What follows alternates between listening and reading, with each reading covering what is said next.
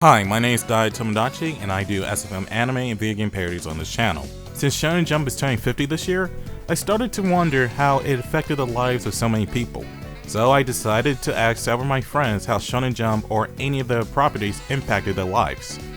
Whether it's the videos that they cover on their channels, their art styles, to just how they live their day-to-day lives. This is a little different than the usual videos I upload, but for Shonen Jump's 50-year anniversary, I thought it would be an interesting topic to cover. With that said, I hope you enjoyed the video.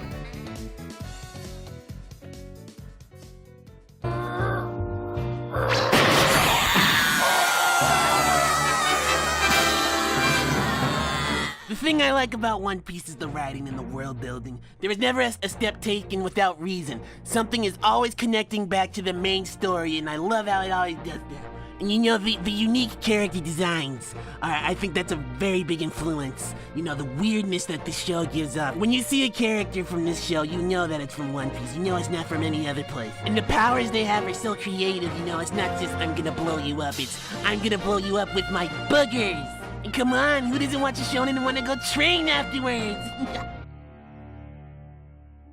I wouldn't call myself a die-hard proponent or junkie of Shonen Jump works in general, but the number of stories that I have experienced from it have been mostly amazing and have all benefited my life in so many ways. I love a handful of works from Shonen Jump, but Hunter x Hunter in particular is one that touched my life, captured my attention, and challenged me to think a little bit deeper about stories. It's the main reason that I have a substantial following on YouTube at all, and it's given me a platform to express the thoughts that its stories have helped me to develop, so I'll always be thankful for that. Without Shonen Jump, I wouldn't have become the weeaboo I am today, and that's a good thing? Even though I generally focus on American comics over on my channel, I am a huge fan of manga, which really shouldn't be much of a surprise, since manga are just Japanese comic books, and I really do like comic books in every way, shape, and form. I want to specifically talk about one in particular, which is Bakuman. For those of you guys who don't know, this is a little bit of a lesser-known series, which is a manga about writing manga. It's from the creator of Death Note, and all of those scenes of very intense writing, imagine that, but for writing and drawing manga. It is really, really fun and super freaking cool. I'm always on this creative high every time that I read a volume. And that's why I specifically only read a volume whenever I'm in a creative slump, because I know that by reading it, I'm going to get all energized all over again. Now, where I'm going to be after I finish the series, I don't know. I'll probably just start at the first volume and just do this endless Groundhog Day cycle of reading the book over and over and over again to stay creatively recharged. So yeah, thanks Shonen Jump. I appreciate you, from the little cosplaying Goku Halloween costume from when I was in elementary school to today. I started reading Shonen Jump around the age of 11 and always enjoyed seeing different manga showcased like Daitomodachi, Shaman King, Yu-Gi-Oh!, and my personal favorite Yu Yu Hakusho.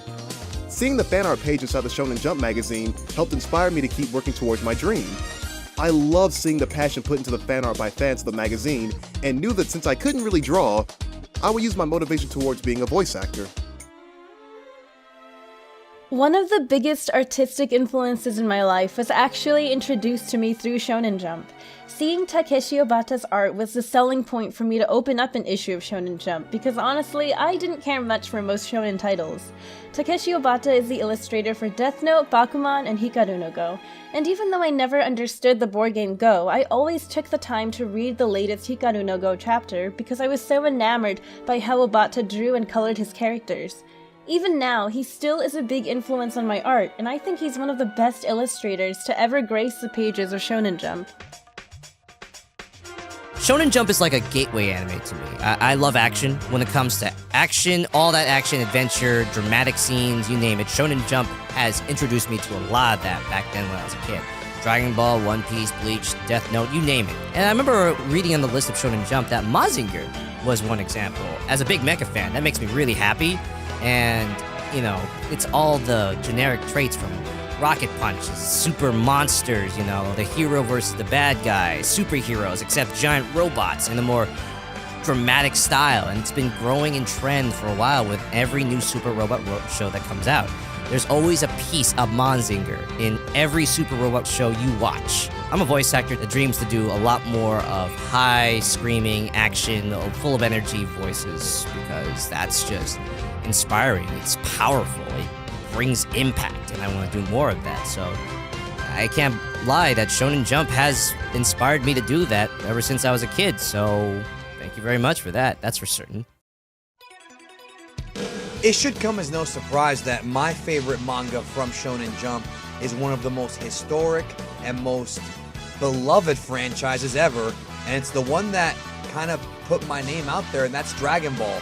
From 1984 to 1995, Dragon Ball was easily Toriyama's most influential work, and even though he was already a success in the years prior to Dragon Ball with Dr. Slump, Dragon Ball hit an international level of success that no other series Toriyama ever worked on even came close to, and even to this day, manga that run in Shonen Jump after Dragon Ball have been rooted and influenced heavily by Toriyama's original works, and we're still seeing new stuff to this day as we have movies coming out and new anime and new video games yearly. This is one of the biggest Japanese properties ever, and it was a huge part of Shonen Jump for a decade, and in many ways, it still is.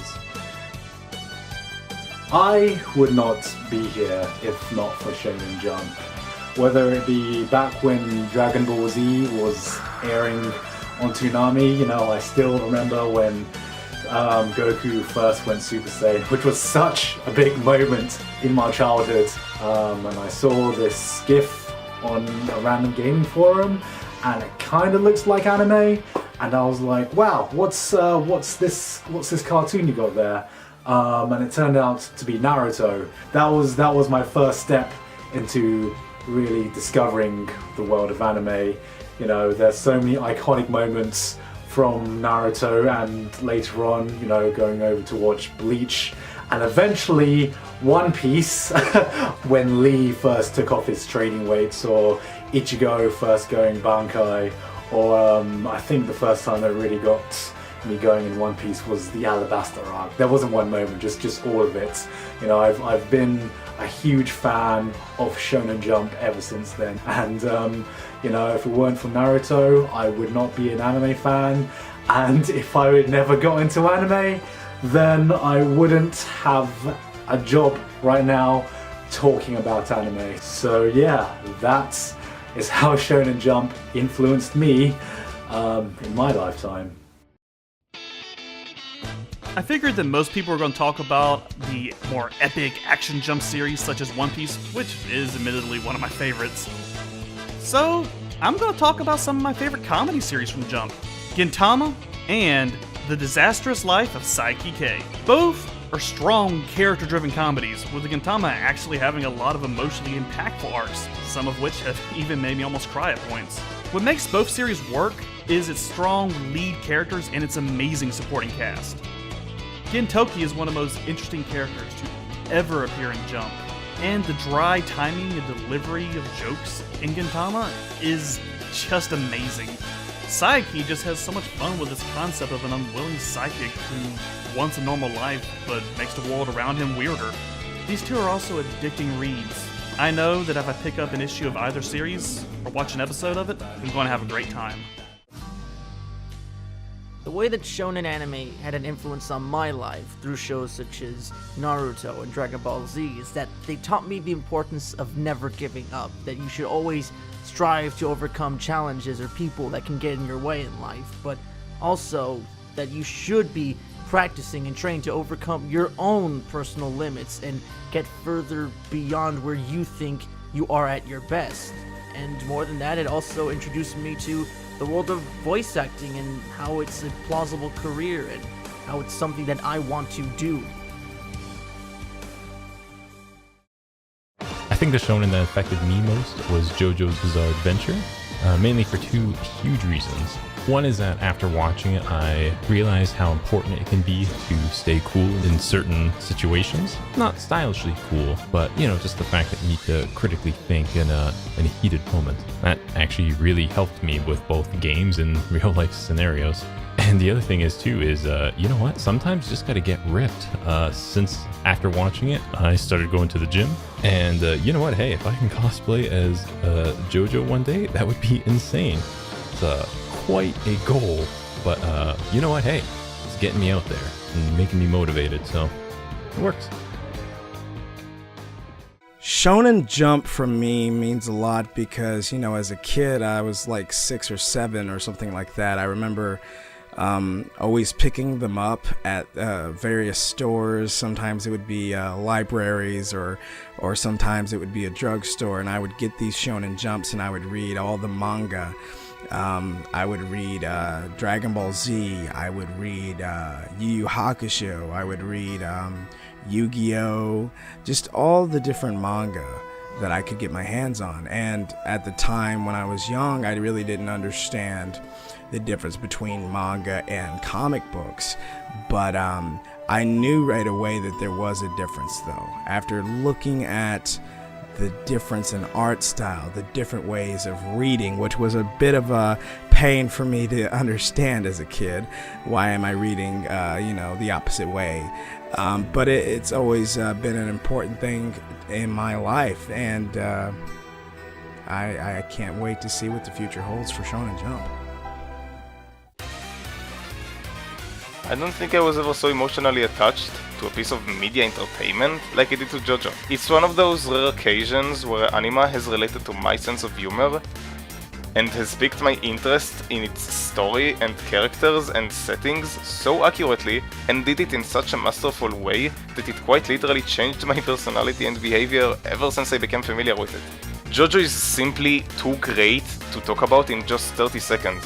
But I still feel like simply saying how important it is to me is enough because of how personal this manga and anime series is to me. One of the things that Shonen Jump really inspires me is hard work and perseverance. If you look at some of their series like Dragon Ball Z, Naruto, One Piece, these are characters that have worked day in and day out, but the results that they achieve are astronomical. And you look at some of their newer series like Shokugeki no Soma and Boku no Hero Academia, and they still portray that same message, except it's for the newer generation, and that's something that really touches my heart. I first got my hands on the Shonen Jump magazine back when I was so young. It was between like the early 2000s to the later 2000s, and I still have a lot of the old copies that we would keep around. One of the stories that we would actually be reading was Naruto, because Naruto was actually ahead in the manga before it got on TV, and that was that close connection, and that was a close connection with me and my brother, my sister, and that's what we came to love and grew interest from, and that's why we loved Shonen Jump so much, because of that family tie.